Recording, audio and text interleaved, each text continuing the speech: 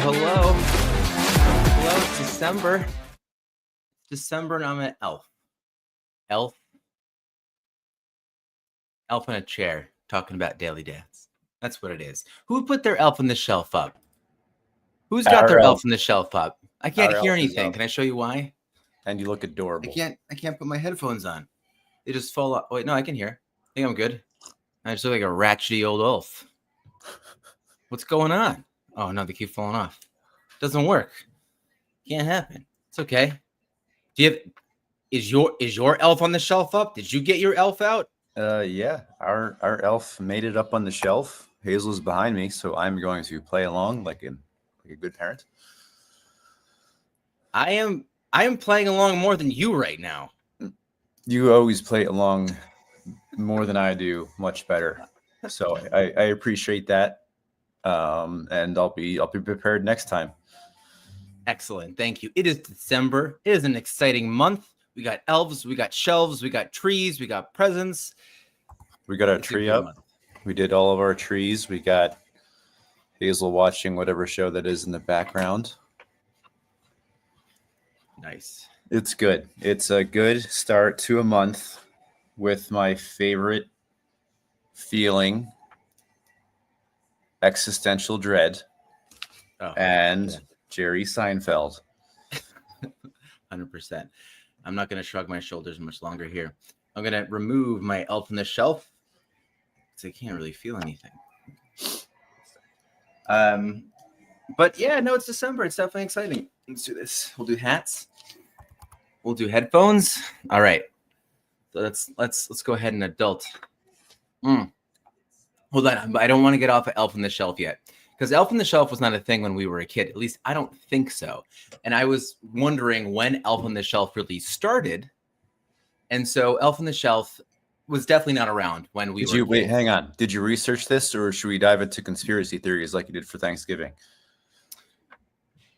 I mean, I research as much as I can. Who knows these days on the internet? You're not really sure, but I'm pretty sure this is an okay one. But let's think of it as a conspiracy first of all. Because the elves just came out of the North Pole, right? But I don't think the elf came out of the North Pole before 2005. That's what I'm going to say. I think they were kept there. And it started with a book. That's how they were released. But I didn't know this, is that those little books that came along with Elf on the Shelf, that was like a self-published thing. This was like a true family tradition that someone just self-published a book. And we've all followed along with this one person's tradition. Here's my unresearched conspiracy theory is that Elf on the Shelf was a marketing tactic similar to how Swanson's started the tradition of Thanksgiving with their TV dinners. That's mine. You think someone ordered a bunch of extra elves? No, I think the elf was created to create excitement for the shopping season, which worked immensely. Okay. Especially for my kids. Got it. And my wife. Yeah. Well, I mean, half of our parenting this month is all based on this elf right now. And it's all good. I mean, my daughter just ate breakfast a little bit easier than it would have been if Elf on the Shelf was not here. So, but hold on. This is what I want to see. Carol Abersold and her daughters, Chanda, Bell, and Krista Pitts. A lot of different last names right now. So I don't know what's going on in this family, first of all. But apparently they're the ones who came up with this story. And they couldn't find a publisher, so they self-published this book. And so really, apparently, this is saying this, because you're talking about marketing. It was all grassroots marketing. Apparently, there wasn't a lot of money put into this at all. And it just became this cultural phenomenon. This needs to be studied more. I don't understand why people aren't looking at Elf on the Shelf. Well, that's a lot more of a heartwarming story than my version. Craig says that Jennifer Gardner had something to do with this. Okay. Also, Jennifer Garner, not too bad in Wolverine and Deadpool. Robbie, have a great walk. What? What'd you say? Jennifer Garner, yes, as Katana in Deadpool and Wolverine. Not too bad. Not too bad. That was great. I feel like Deadpool and Wolverine, I got a little bit lost in it, and only because like I'm not like the biggest fan. I'm like such an armchair fan of Marvel, and so unless it's like flashy, I recently found a I should post it. I recently found a Thanksgiving Day parade here in New York of Marvel in like 2000 or something. I forget when it was, but it was a float and then a bunch of the Marvel characters dancing, and the main person I think it was Captain America. And so they're basically dancing all over the float, but they're dancing to the theme music of Back to the Future. And then like I saw that around, and then Captain America basically starts fighting. Who did he fight? Who's the new villain that's coming out? That is Robert Downey, Dr. Doom. So he like basically fights Dr. Doom, and then out of the corner pops Iron Man, but Iron Man is just basically like a reused RoboCop, and then like they just keep like running around the float, and it ends. It was great. It was such simpler times. I did see that. Yeah. Kira caught it, and I thought I was watching. For most of it, I thought I was watching a float from like the 1990s or 80s. I don't know why. I don't know if it was like the video quality, but it looked like I thought I saw He-Man up there at some point. And the Back to the Future music was like super confusing, but apparently they're remaking that, which is a deep blow to my inner child. Wait, they're remaking what? They're remaking Back to the Future with Tom Holland, which I am not happy about. That is an unremakeable movie. I don't know. I've kind of been a fan of Tom Holland's stuff, and rather things that like I just think Tom Holland is a good dude, and so I'm thinking he wouldn't sign up for something. I agree with that. I don't know. You know what? I'm a little bit don't touch Back to the Future. What's the point of touching Back to the Future? I'm a little salty about that. Are they going to do it before or after? And this is getting so dark now. Michael J. Fox, is it going to be before or after? Now, he's doing very well for himself right now. We know that he's in dire state of his health, but Doc Brown is in it. Christopher Lloyd is in it. And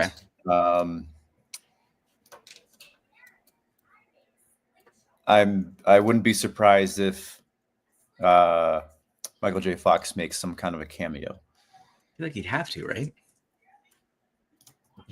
I feel like they can do that. Anyway, let's get back to the existential dread of December. Garbage time. Maybe we can get there, because I think that garbage time is what we're talking about today. Someone brought this up recently. I forget what it was connected with, but I know that Ron Jordan, I think, was the first one to kind of mention it in our chat over here. And he mentioned garbage time, Seinfeld in particular. He brought up Seinfeld. We talked about this. And so garbage time is not a new thought, but getting these garbage times with our kiddos.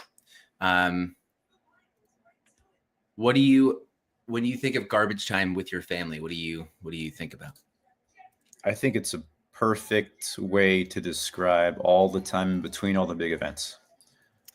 And I feel like we're really good at making the garbage time count. me and Kristen both kind of wish that we were doing like bigger, like bigger trips and stuff, which we're not really. Just kind of seems like we're busier with like the day to day. I guess that's just a planning thing. But I would say really like a really good garbage time is the morning. I don't even know if I would call it garbage time. Now that we read about garbage time, is it really garbage time? Because like I like my first thought is like when I usually do make breakfast. I like making breakfast. That's one of my morning anchors, and everybody's just kind of milling around together. Yeah, spouting off their half asleep thoughts and such. Yeah, that's my favorite time. I hear that. I feel like at some point, some of these things, probably within garbage time, do become more of a daily tradition in some kind of way, where garbage time in some kind of way has been like at least the morning time. I've been thinking it's like sometimes they're not here, they're over on the counter right now, but the questions to ask the kids, things that are like self-reflection and grounding and all that kind of stuff, but we've been pulling it kind of out of the box and kind of asking the girls, and so like that's definitely not garbage time anymore. I feel like it's very very deliberate in terms of what we're doing, but yeah, I think that finding these moments is definitely important. And I think eventually maybe they don't become garbage time. When I was thinking about the most recent garbage time, it was probably last night. We were out late at a friend's house and with the whole family and other families. And we came back and it was like 11, and the girls usually go to bed at 8. Sloan slept over this person's house. We came back with DM. And so I've been like the past 2 nights, like Sloan hasn't been here. She slept at that house actually 2 nights in a row. I said, I don't know how I feel about that. I was like, we're not going to have a Ryan Turner, Brian Schultz lifestyle here. So we wanted to make sure that we were going to have that time with DM, and I was putting her to bed, and it was a garbage time moment because it was like, I wasn't rushing bedtime. She wanted to read to me. She can't read. But she was like pretending to read. But like that to me was like that little garbage time moment of like, just being like living in the moment. Because that's what I wanted to ask you, where you said that you and your family do a good job of taking advantage of the garbage time, I think you said. And I was thinking, oh, well, that's interesting. How do you find yourself being someone who efficiently takes advantage of that garbage time? Because I think a lot of people, either it's a time to be frustrated or it's time to find something and their brain is just kind of like running wild. How do you guys, or how do you feel that you guys use it wisely or efficiently or make it special? That's a good description of what I feel like I maybe the mindset I used to be in. What's that? Is what you described, is the times you're together, but your head is more focused on the things you might have to do or the week ahead, and you're not focusing on whatever it is you guys are doing at the moment. Mm-hmm. I would say that is probably a better description of what the garbage time is, when you're together, but you're not really focused on the moment.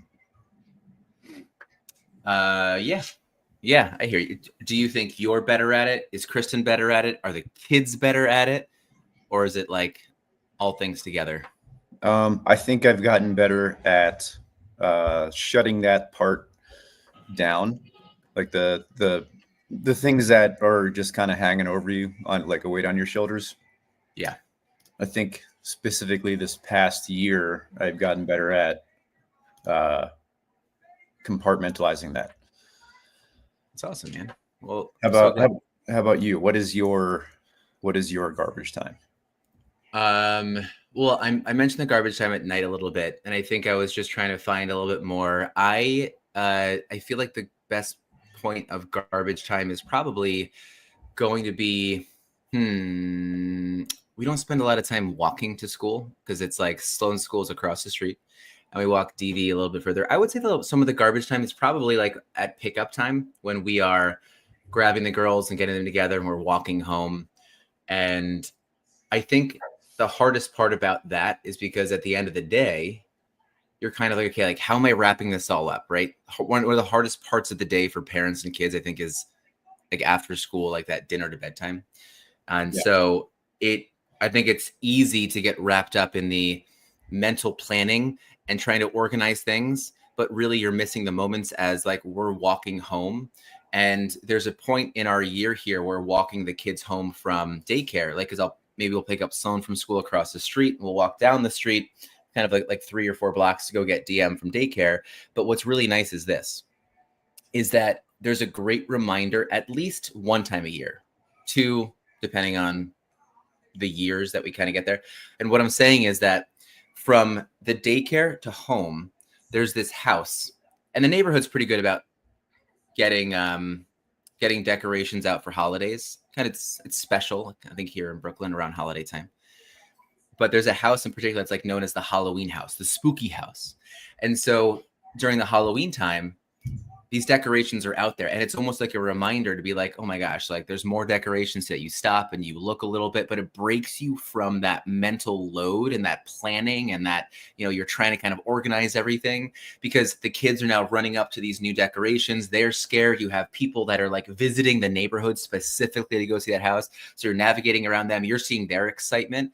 And so it does shake you out of that moment of like, okay, calm down. Dinner will happen. The kids will end up getting to bed. Let's just enjoy this time. And so that is special. And then they'll do some things that they've been doing more and more, I think, for like the Christmas time. So it's nice to have that. It kind of like breaks it up a little bit. And it's like, okay, calm down. You're here. So I like that.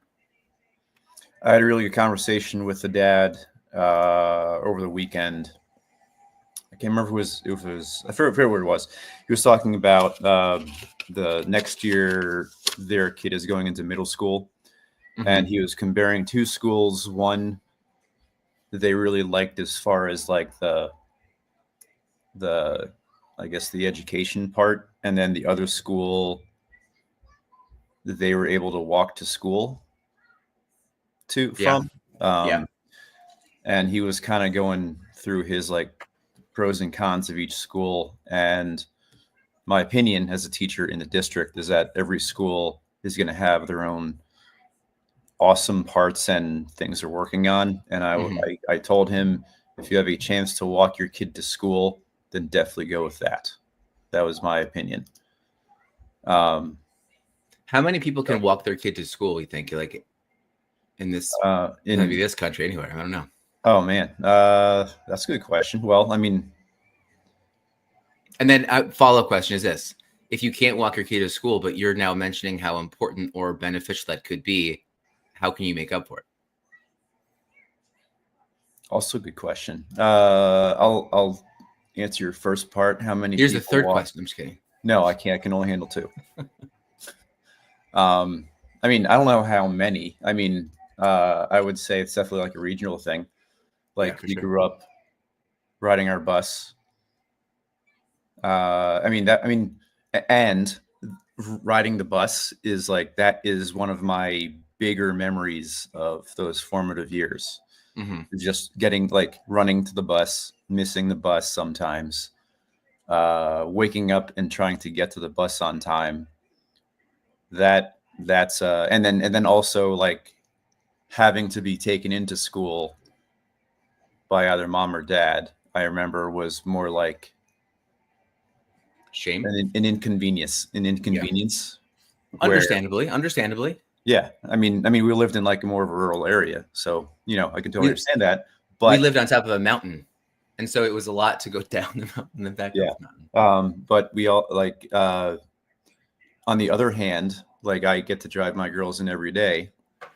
That's a huge memory for me, and I'm assuming for them too. That's one of the things I hope they're able to remember. Yeah, I think there was something where our younger brother Kyle, I'm pretty sure at some point, I think mom started to drive him into school regularly, and I was always thinking about how that's definitely a different bond with that. And I think driving in not under pressure, right? The pressure not to get to the bus and the pressure not to feel as if it's an inconvenience, like it's a plan. And I'm pretty sure that's how that happened when you and I both had left. And so that's a little bit of garbage time that I think we didn't maybe get with mom in particular in that moment, which is a good thing to think about. It also makes you think about, I think we need to leave time for garbage time. And by that, I think 2 things. I think one thing, it's important because we need to make sure that we are fleeting thought. The first one is leaving my head really quickly as I talk, but the first one was really about making sure that you, I guess, accept that time. Yeah, don't. I think what you're trying to say is, I think what we're trying to say is, don't try to force your way through the garbage time. Like, just kind of let it happen, because you got there because maybe lack of plans or whatever. Don't ruin it by, which I've done. Yeah. Sitting around, not doing much, not really taking advantage of that time. And then I'm always like, we should go on a hike right now. Get your shoes on. We're going to go to the mountains. And nobody wants it. That's too cold of a start. Yeah, no, 100%. But I was also thinking this too, is that I think that you need to, no, I think we have to plan for the garbage time, right? You have to leave that time open. Don't fill every single space. That's where I'm at. Yeah, I guess I had a better thought in my head and it sounded really good. And then now it's gone. I don't even know where I was going with it. That's okay though. It's okay. But I think I try and fill up the silence sometimes, and silence is such an important and a very powerful thing. So I hope that we can all find it. And I was just thinking too about how you hop in the car, and the first thing that we have the kids usually wanting is put on this music, do this. And I think now when you have streaming music and you can easily just go onto Spotify and put on anything, you kind of don't have the quiet. You don't have those moments. And then I was thinking, well, wait a second, is the garbage time now that music? And is that what we should be really embracing? And the answer is yes to everything. But the lack of silence, the lack of quiet time, I think it can become something we have to be a little more careful of. So always good. Agreed. That also plays into making sure the kids know what feeling bored feels like, because it is so easy to try to fill the time with everything, try to make every moment count or meaningful. And sometimes just being bored is part of that.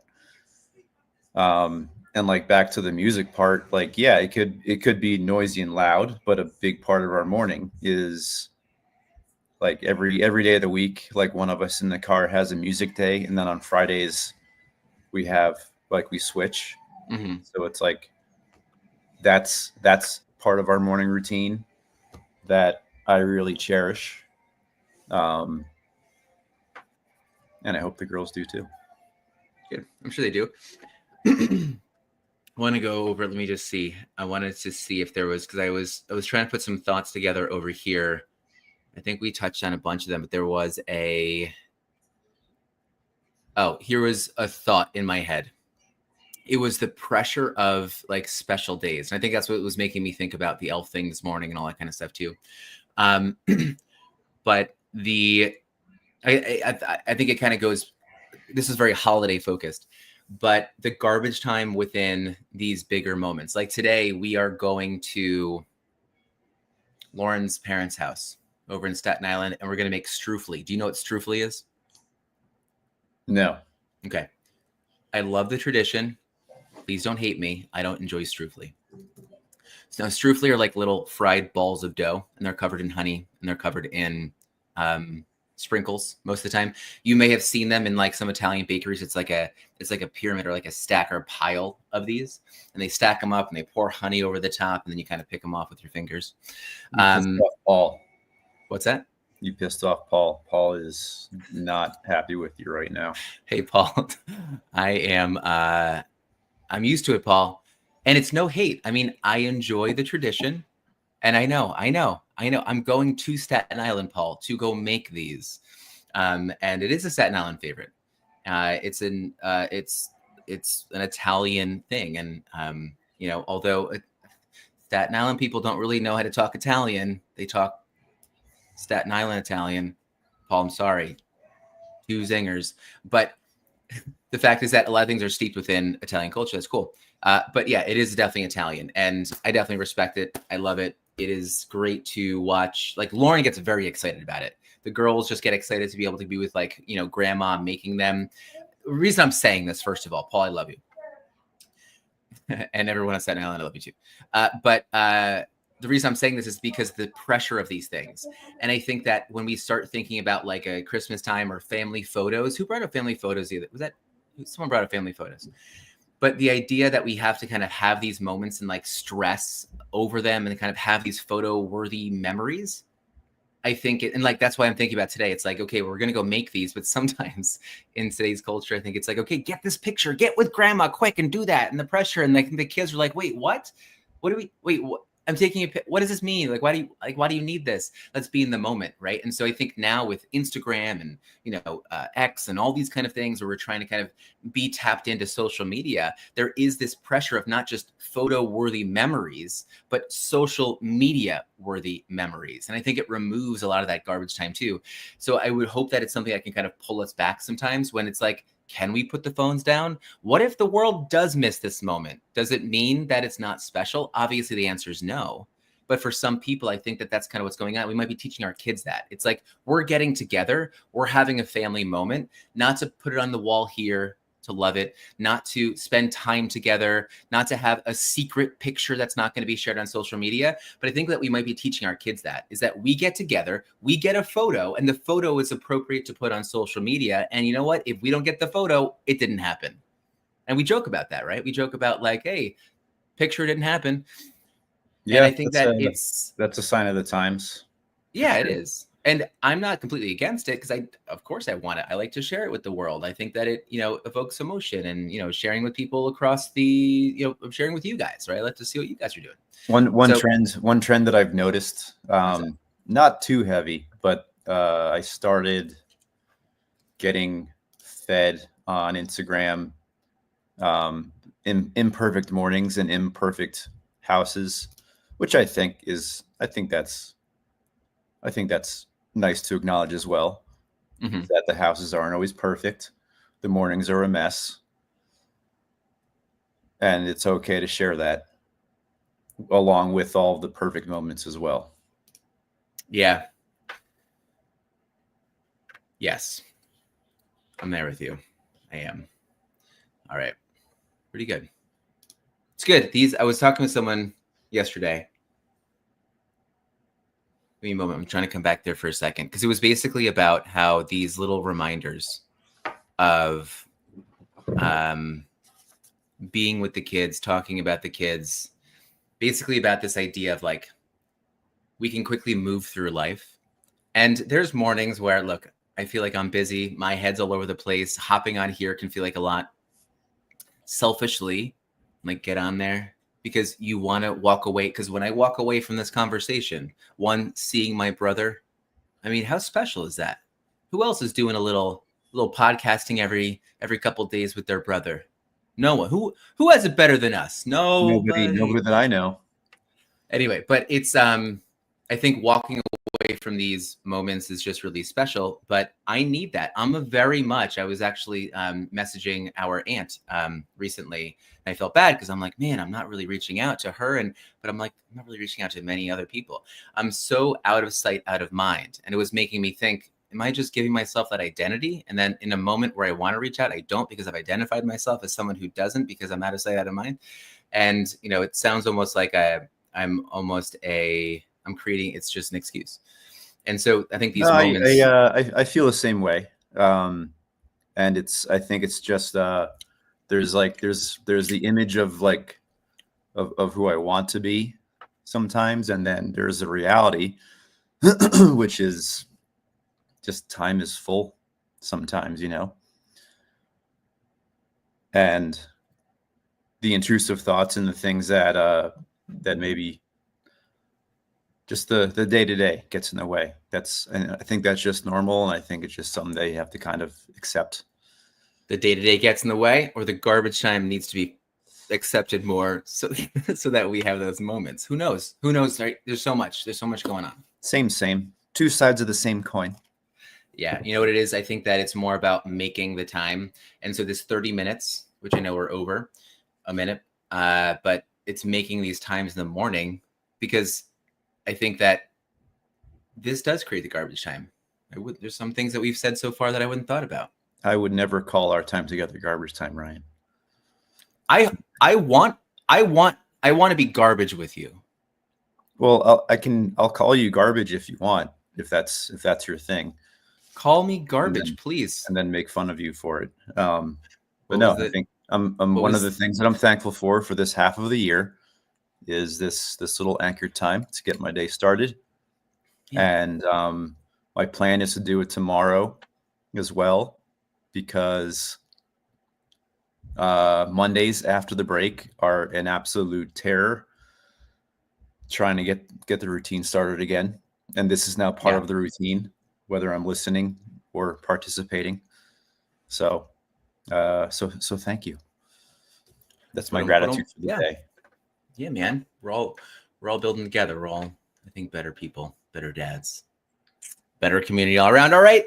We're 2 minutes over, keeping this at 30 minutes. So today I'm drinking some Busy. Been trying to call out some of these coffees I'm having. They're delicious. Because how many how many pints of coffee do you have in a day? Let's not get there. Only because I'm going to feel judged. Some people would call this. That's a great tie back to Seinfeld. He in my all-time favorite podcast, when he was interviewed by Tim Ferriss, he described the time when he first started drinking coffee was when he first had kids, and before that he would normally get together with friends, but didn't have the time, so they met for coffee, and he started drinking coffee because he had kids, and that's how it would wake him up and be able to have quality time with his friends. Yeah. We all got to be like that. I recommend that episode. Good for anybody with creative intentions. Can I tell you one thing? One, sometimes, I mean, like, this could be considered a daily serving, but daily serving, morning serving. I know. I mean, like, I know a lot about food and the human body and all those things. I didn't realize how high in potassium coffee is. And caffeine. Well, that's fine. But this has a lot of potassium in it, which is definitely, like, I now have to do this. I didn't, because, like, if you are brewing your own coffee at home, you're not going to see that nutrition label. I've never actually looked at the nutrition label of a cold brew as much, only because I usually have these, like, little sachet bags that I make at home. So I'm not looking at these. This has 428 milligrams of potassium in the day. And so that's like 10% of, what you would really get. So, like, think about like 3,600 to a little bit over 4,000 is kind of being good for most people, higher for some people who are a little bit more active. This has a pretty substantial amount of potassium in it, which is definitely okay. We know this now. Interesting. I'm going to keep going. All right. Good. Anyway. Thanks for the fact. Well, I'm going to stay full of coffee, and my heart is definitely full of gratitude because you're here. I get to go spend time with my kids, my family, and make some of this delicious strufli. And so that's where we're going to go. I hope you have a wonderful morning. Also, I was going to remind you, go check out YouTube. Go check out the V Friends cartoons with your girls. I did check it out. I didn't watch any yet, but I like the idea. Oh, I was going to ask you, what is Sloane's favorite V friend? So Sloane is like the kindest little girl ever. So it's always been kind warrior, kind Kadu. Those have been just one. We talk about her as the kind warrior. Yeah, kind Kadu. I don't think she'd connect with as much. I mean, like, if she were here right now and you were to ask her what your favorite V friend is, what would she say? She would probably change it, but she'd probably land on the kind warrior. Kind warrior. Okay. Yeah. I drew the kind warrior as a female one day. Oh, that's a good idea. I like that. I did that, and I put that in her lunchbox, and she appreciated it. And I've also been drawing the characters for her lunchbox, but I've been making them more muscular, because the big thing with my girls is that I want them to think about their strength before anything else, like food, strength. Move your body for strength.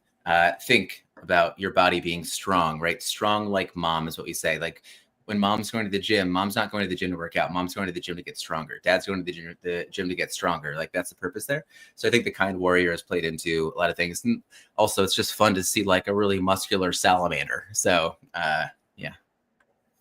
Anyway, we're good. 6 minutes over. We love you guys. Go get the elf on the shelf ready. Does Dee Dee have a favorite V friend, or is she not there yet?